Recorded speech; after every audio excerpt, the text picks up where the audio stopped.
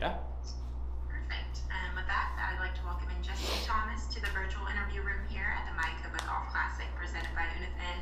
Justin, you're making your second appearance at this event. Could we get some opening comments about your return to Mexico? Yeah, I'm glad to be back. I played my rookie year, which I guess was 6 years ago, as crazy as it is. Yeah, I kind of caught myself yesterday. I had to remind myself I'm at a golf tournament. I'm not on vacation. It's so beautiful here. The beach, the golf course is pretty. On so many holes on the water. It's a great, relaxing venue and a nice way to end the PGA Tour year before we start off in Kapalua. And talking about this season, you already have 3 top 10s and 4 starts. How would you personally rate your performance in the fall, and how's your game feeling now? Yeah, I've played well this fall, but I feel like I've had a really good opportunity to win 3 times, and I haven't won any of them, so that's a little disappointing. But I think I have to find a little bit better way to kind of get focused, or just to really close the deal, because I had a 54-hole lead in LA and didn't get it done, and had a co-lead through 36 at Augusta, and had the lead through 18 at the U.S. Open, and I didn't get it done in any of those. So I clearly need to work on something, or get something improved to get it done, and when I get in those scenarios again. But now I've been working hard, and I feel good about my game in terms of this week. I took a nice little break and kind of easing back into it. Started at the end of last week, so these next 2 days will hopefully get us ready by Thursday.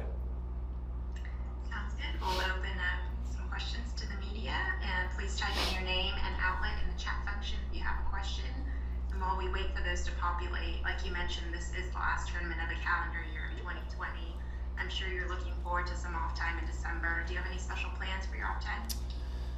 Don't have a crazy amount of off time. I'm playing the father-son with my dad, and I guess the 19th and 20th, I think it is, of December. So that's going to be our 5th major, my 5th major of the year, and his major. So that'll be a lot of fun for us. And I know next week will be a little bit of off time for me. It'll be a week of grinding for my dad. So we'll be getting ready for that, and that'll be the true end of the year for us. Sounds good. We'll go to Bryce Hogger from Golf Channel.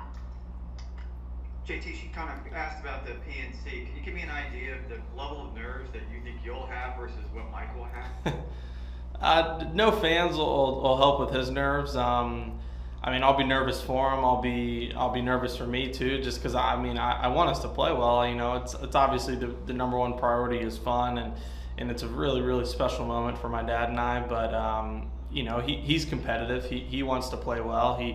He played in a lot of tournaments in the past. He obviously hasn't played in any in a while, but I think it's exciting for him, because he used to have reasons, and just like I do, tournaments to practice and prepare for, and he hasn't had that in a while. So when I asked him and we decided we were going to play, for him it was like, okay, now I have a legitimate reason to go out and practice and hit some balls. So I'm sure he'll be nervous once we tee off on that first hole, but hopefully we'll make some birdies, and it'll ease those nerves a little bit.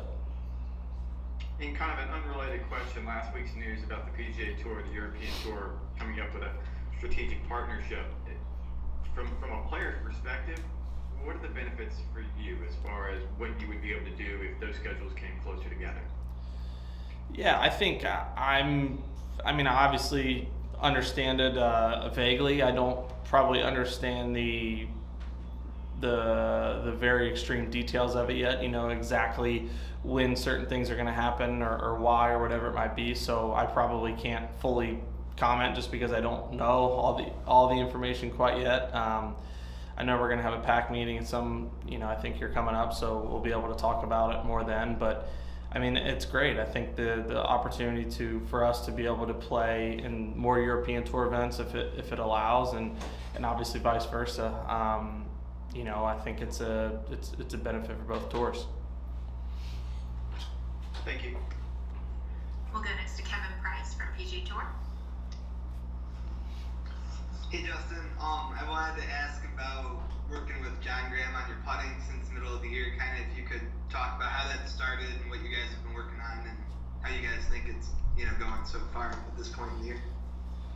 Yeah, John's been great, and obviously Matt and I had a lot of great tournaments and a lot of success. It just was I felt like I was having a hard time with my bad putting weeks, which I think is the case for anybody on tour. Is everybody's great is great and good is really good, but it's how good is your bad, and that's something I'd struggled with, and we couldn't quite figure out why or what it was, and I really just went to John. I told Matt, I was like, hey, I'm going to go see John.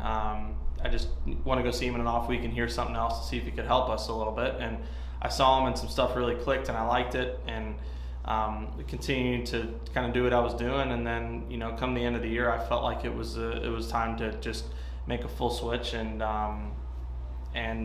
go all in with John. I mean, and Matt and I have been such good friends for a long time that it was, we're still have a great friendship. It wasn't, I didn't want it to get to a point where that would be deterred at all, but we've just been working a lot non-mechanic stuff, to be honest. I mean, I think, and he even said that to me, Matt did such a good job of getting me in a good place to make a good, consistent stroke. I mean, my setup has gotten so much better, my stroke has gotten so much better, all my fundamentals have gotten so much better, but I think a lot of the other aspects of it, the green reading, the speed, understanding when making putts do a certain thing, whatever it is something that I hadn't really incorporated in my putting, and that's what he's really helped me with. And I mean, I think the results have been great. I mean, I would say that the tournaments that I've played this fall, obviously you can always make more putts. You can never make too many, but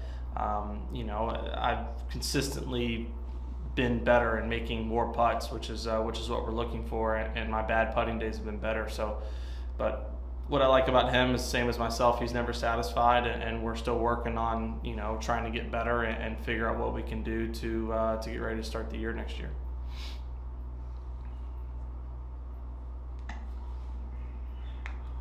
All right, we'll go next to Adam Shupat from Golf Week. Hey Justin, this is usually around the time when you will post your goals for the year, and I'm wondering if you're still planning to do that, and how you will judge this year versus other years based on things that have happened. Yeah, I debated it, and I've thought about it because I just don't know, because it's such a it's obviously it was a weird year, and a lot of, I shouldn't say a lot, but some of the goals that I had were kind of were taken away because of the schedule change, or I just, it wasn't realistic. So I don't know. I might not. I haven't decided yet. Maybe one day it'll hit me and I'll do it. But I mean, I always do like doing that, and I think it's something. Obviously the guys on tour don't care, or there's plenty of guys that I'm friends with that really couldn't care less if I posted them or not. But it's something I think that's great for junior golfers to understand. For anybody, it's just like, look, I think everybody should make goals, and I'm not checking them every week. I'm not checking them every day saying, have I done this yet? Have I done this? But it's more of this is kind of the base point or the baseline of what I want to try to accomplish this year, whether it's an easy accomplishment, medium accomplishment, hard, or extremely hard. And then going at the end of the year, I feel I'm able to go through those and say, okay, this was a pretty good year, or this was an okay year, or this was a great year. So I don't know, to answer your question. I guess I'll see how I'm feeling the next couple of weeks, and maybe I'll do it. Follow-up to that is there anything you can do this week to accomplish a certain goal that you had set? I'm not sure. I haven't looked at them in a while to know if this week is going to change anything. I wouldn't think it would, but I mean, I've already made my goals for the 2021 season, so I think kind of past the goals from last year or last season. That's usually what I do it by, is by seasons, and so no. But hey, I'll gladly take a trophy this week and build towards some other goal at some point. And just, I'm sure you had time to reflect a bit on the Masters, and you mentioned having the 30 share the 36-hole lead, and then I thought, was out there watching you. You made a great up and down, or a great save for par at 11. but that stretch from 12 to 18 on Saturday, what do you see as having gone wrong there? I mean, I just, being in the position I was in as well as DJ played, I just didn't play him well enough. I mean, obviously, it was just one of those days. It was like I couldn't. I was just really close. You know, it was like nothing really went. You know, it could have been 2 yards this way and it would have kicked over here, or if it just would have stayed. You know, like I think of number 8. It's like I hit I obviously hit a little right of where I wanted, but I hit a really good hard drive up the right, and I mean, I was literally 1 yard left from being left of the bunker and 1 yard farther from being over the bunker, but instead I'm in the face of the bunker and I make par, as opposed to if I miss that bunker, you know, I have probably a 4-iron or a 5-wood in, I probably make 4. Or 14, I just barely tugged an 8-iron to that back left pin, and it, instead of landing on that slope and going right down to the hole, probably 10 feet at the most, you know, it lands just left and kicks long left of the green. I don't get up and down. So it was things like that, because I parred 12, I birdied 13, so I did what I needed to do on those holes. But that 14-15 was a dagger, and obviously it was a bad bogey on 18. But you know, it is what it is. It was frustrating, but I feel like I'm getting closer to winning there, and it was just one of those years, as soft as it was and gettable as it was, it's harder to have those stretches on easier holes and win the tournament. You know, in years past, when it's firmer and faster, you can get away with a couple bogeys or a couple mistakes here and there, as opposed to when 20 under wins, you don't have a lot of margin for error. Thank you. We'll go next to Doug Ferguson from the Associated Press. Justin, my apologies for waking up with so much negativity today, but I was thinking about your year. A really nice year, but I'm serious. I couldn't think of all the times you had chances, whether it was Colonial, Muirfield Village, Sherwood, you know, opening round lead at the US. So I could go on and on. A good year. Do you think more about the ones that got away and what you could do to fix them, or the ones that went right? The ones that got away, always. I think that's spoken like especially any golfer, but an athlete. I mean, I think it's always easier to look at unfortunately, look at the failures or look at the things that went wrong, because that's what I'm able to build on and learn from. I mean, I think about workday more often than I should. I mean, it drives me absolutely crazy that I didn't win that tournament. I mean, there's so many shots on those last 3 holes that I wish I had over, but it is what it is. And I think, I don't know, so it was weird, because I really feel like I've done a great job of closing golf tournaments or playing well with the lead and doing well, but for some reason this year I didn't do that. I didn't hit the shots that I needed to. I didn't perform the way I should have.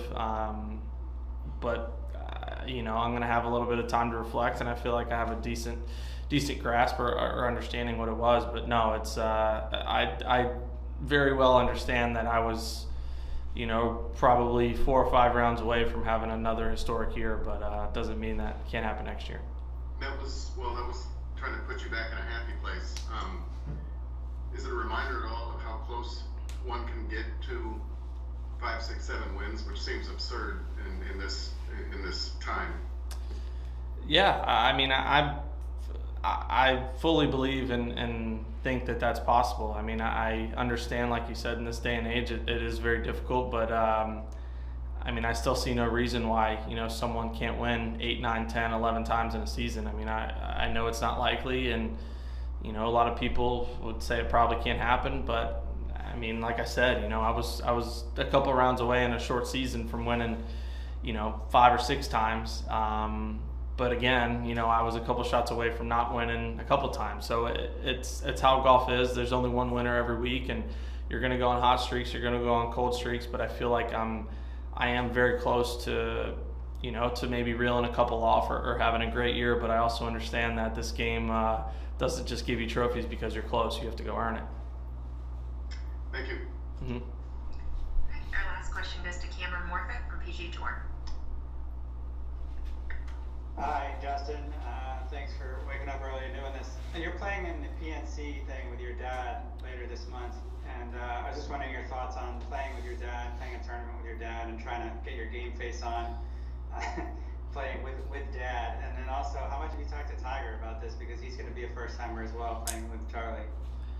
Yeah, Tiger and I have talked about it a bunch. I think he brought it up a while ago that Charlie wanted to play, and Charlie really wanted to play with us. He wanted to. I've obviously gotten to know him well, and he knows my dad a little bit as well. So I think his competitive. For some reason, Charlie always wants to beat me. It doesn't matter what it is. Although he's never beaten me in golf or a putting contest, he still talks trash just like his dad. So it's it'll be fun. We'll have that like inner tournament within a tournament. Trying to shut his little mouth up, but it'll be fun. And my dad, it's going to be very special for us. Probably won't be near as competitive as Charlie will be, but it'll be down in there somewhere, and we're just excited. It's going to be fun, and it's a big reason I'm playing this week, but also the father-son. I really liked playing the President's Cup last year in December. I felt like December has been a month for me that it's easy to get lazy, it's easy to not work as hard, it's easy to just kind of kick back, and you obviously need to enjoy and take some time to relax, but I don't think I've done a great job in years past in December of using it productively and getting better and getting my body in shape and whatever it might be. And I felt like playing this week was going to be a good opportunity for me to get a little competitive edge, and then I'll have a couple of days off, and then I'll be getting ready for the father-son. So obviously we're going to have fun and enjoy it, but we want to go play well, and it'll be an enjoyable time for my dad and I. So you're definitely playing with Tiger and Charlie in the same group? I'm not sure. I think we more so met in the tournament, but it also wouldn't surprise me if we played together. All right, thank you. Justin, thank you so much for your time, and good luck this week. Thank you.